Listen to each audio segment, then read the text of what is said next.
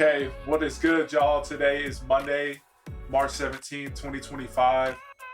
Luther Wilson III here on another YouTube video where I talk about real estate investing.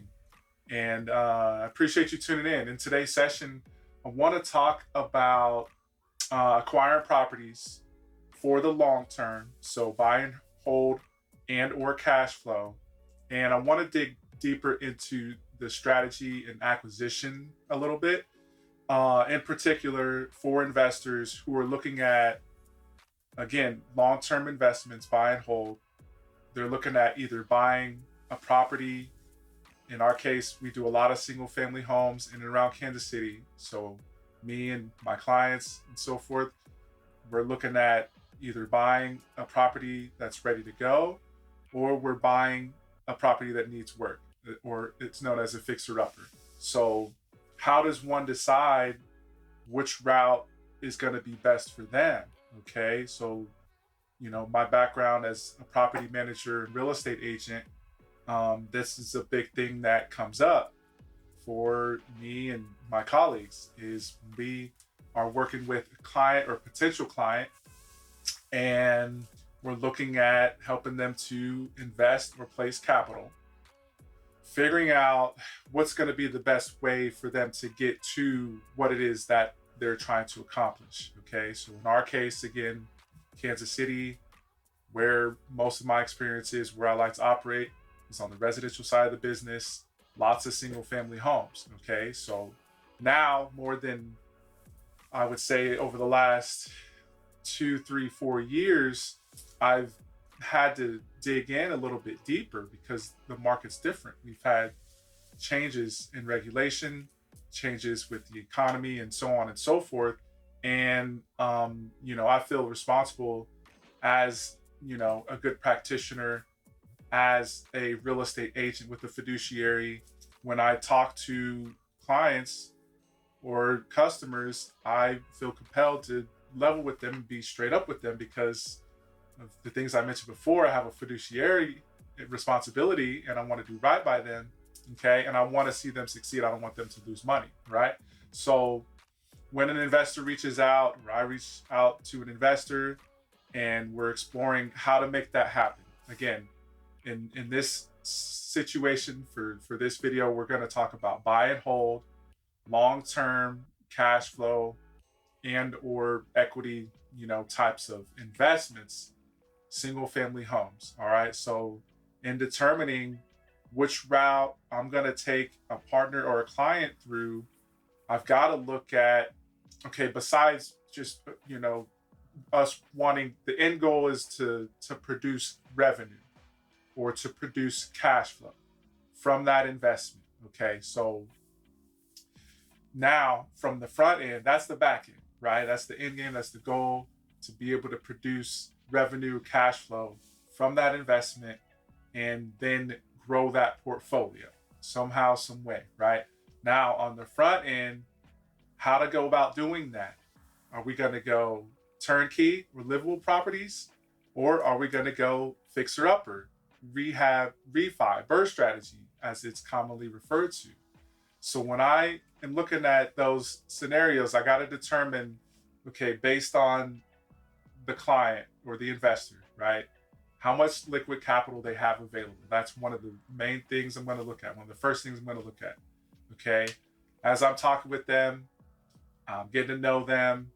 I'm figuring out, what their goals are, what their intentions are. If there's an alignment, if there's some synergy, I'm going to share about, my background and my experience as well.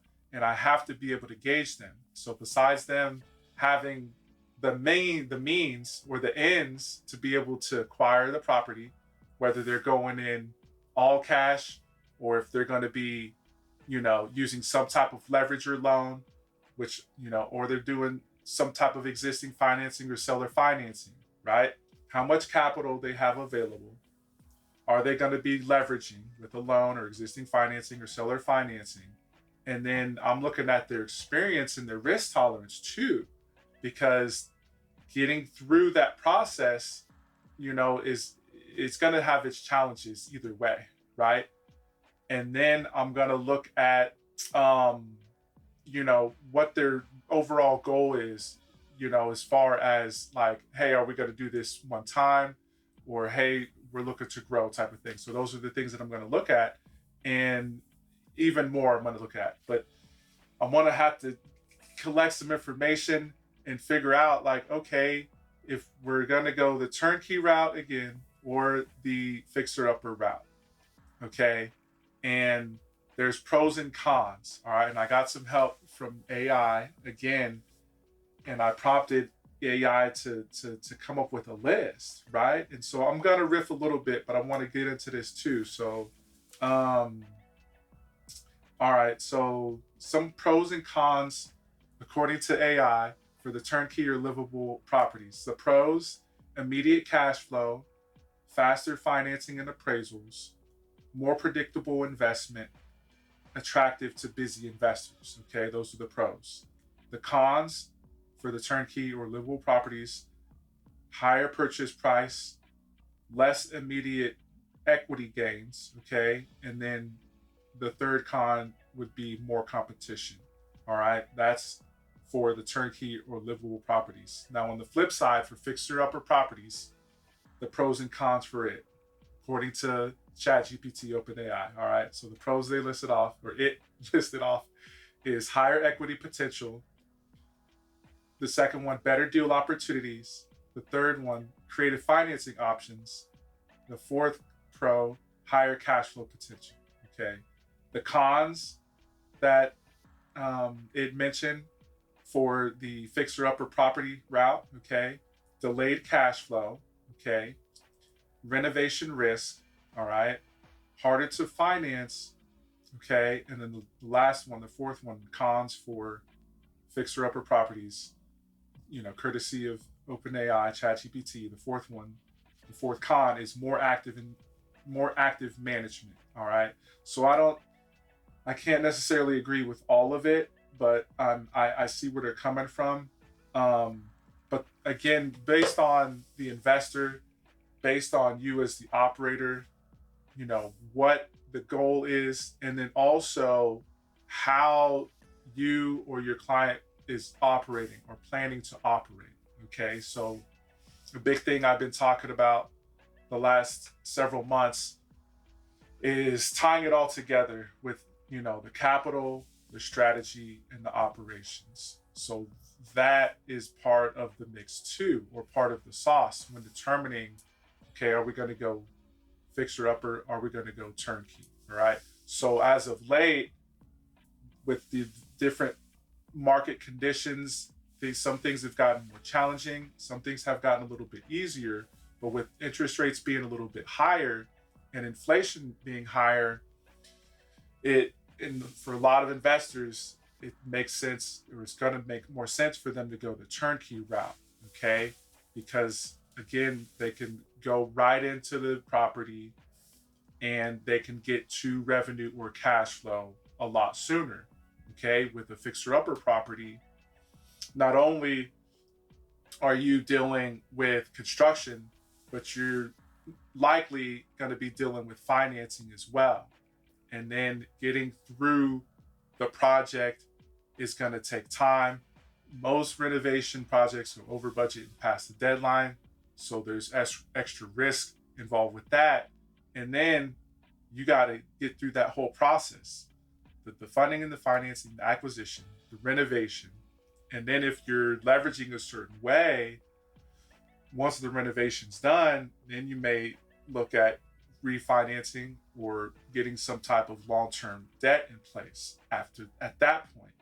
Then around that time, okay, maybe before, maybe after the refi, or once you've got the long-term debt, maybe before or after you've got the long-term debt, you're going to find residence. So the time frame, the capital risk, okay, and then getting through the project, it could take 2-3 months, or it could take 6 to 12 months just to get through the renovation.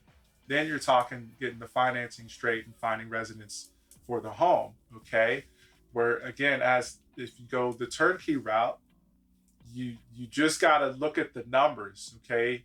And you got to look at the opportunity and a number of different factors that I listed before to determine which is going to be the best route to take. Because something that I've realized on some of my own investments and working with other investors as clients too is when we've done the fixer upper route or the burr strategy, when we've made it through, we in some cases were in the same position that we would have been in, or perhaps a worse position than we would have been in if we would have just gotten that same property ready to go. Okay. I don't know if that's going to make sense for some of y'all, but you got to understand again that it's digging a little bit deeper into the capital, the strategy, and the operations. Because and you can refer back to some of my past videos, okay, as you're doing your due diligence, as you're doing your homework and so forth. I get into different topics. But when you go to turnkey route, a lot of times you're going to be putting 20 to 30% down, okay, right? And on a fixer upper, a lot of times you're going to be using short-term debt or straight cash. Even if it's straight cash, you might have borrowed those funds, okay? And you got to get through the process, then get the financing, get the long-term debt straight, okay? So as you go through that process and you go over budget and past the deadline, there's a very good chance that you are going to get close to the threshold for the maximum amount that you can get loaned, or the maximum amount that you can borrow for an investment. So it's almost a wash, basically, is what I'm getting at. So you got to determine. And of course, investors, I'm not so much talking about the creative acquisition strategies or methods subject to or seller financing, because every opportunity that you could get, so long as the numbers make sense and your exit is feasible and makes sense, those are going to be great.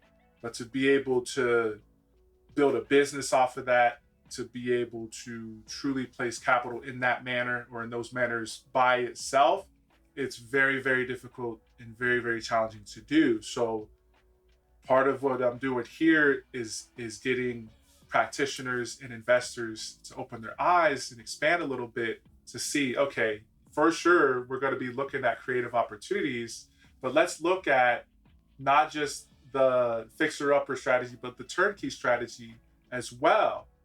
And you will start to see how you can capitalize on more investment opportunities that way. Okay.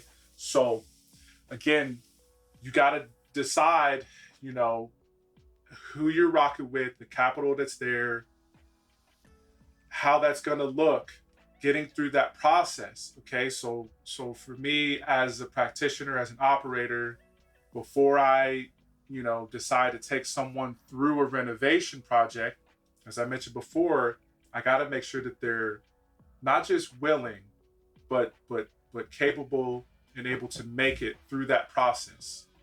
Okay, mentally, not just financially, having reserves and gap funds and extra on top of that, or at least resources to be able to access more if need be, because on occasion you're going to need extra. So not just that part, right?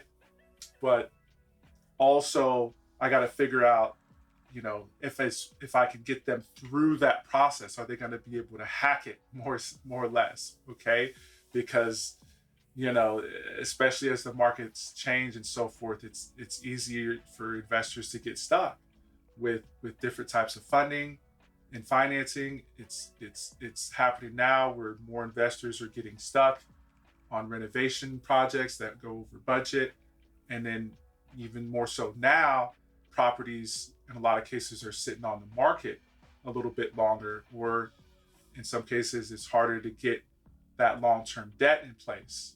So there's just more risk to going the fixer upper route, going the burr route.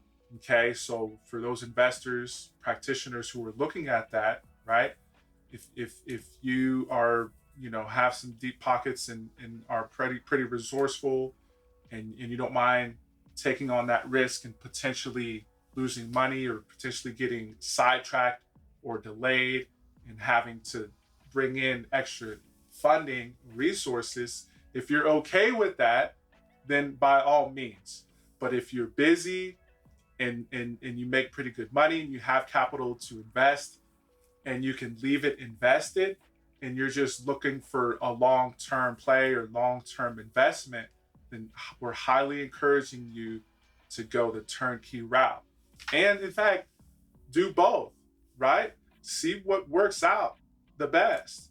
I mean, look, done it with clients and partners, and at the end of the day or end of the year, or after you've done maybe 5 deals or 10 deals, or over the course of a year or maybe 2 to 5 years, you're going to start to see some trends there, and then you'll be able to actually see real time how it actually works. So you're not just speculating and making assumptions or guesses. You have live examples, and you can look back over the course of 5 to 10 deals, and you can say, wow, even though we got great deals for the most part, we did solid renovations, we got residents or tenants in the home, they're performing. At the end of doing that, 5 or 10 times, you very well may end up being in the same position, if not worse, than what you would have been in if you would have done the turnkey route. So, there's pros and cons, and you got to decide how you want to operate and play the game.